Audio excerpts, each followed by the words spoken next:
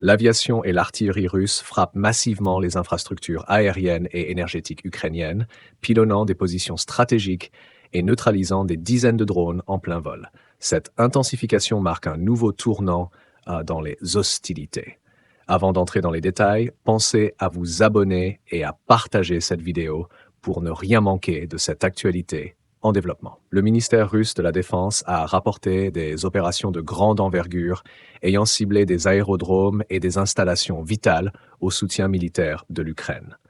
Ces frappes, menées par les drones d'attaque, les forces de missiles et l'aviation tactique russe, ont infligé des dommages conséquents aux infrastructures aéroportuaires des forces armées ukrainiennes, ainsi qu'aux installations énergétiques alimentant l'industrie de défense ukrainienne. Selon les autorités russes, cette offensive avait pour but d'affaiblir le potentiel logistique ukrainien en privant ses forces armées de soutien technique et énergétique. En parallèle, les défenses aériennes russes ont intensifié leur activité en abattant plus de 80 drones ukrainiens, illustrant la montée en puissance de la guerre technologique au sein du conflit. Ce type de frappe préventive vise à limiter les capacités de surveillance et de frappe de l'Ukraine sur ses positions de combat.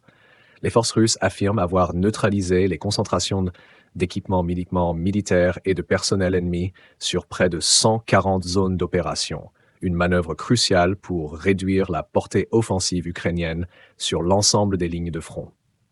La progression russe ne se limite pas aux frappes aériennes. Au sol, le groupement tactique Vostok continue d'avancer dans la République populaire de Donetsk, où il a récemment pris le contrôle de la localité de Rovnopol. Ce village, situé au cœur du saillant stratégique de Vremevka, représente un point d'accès essentiel aux routes nord, facilitant une avancée potentielle vers l'axe ouest de Velikaya Novoselka. La capture de cette localité confère aux forces russes une position de choix pour verrouiller les routes logistiques et renforcer leur position à la frontière entre Donetsk et Zaporozhye.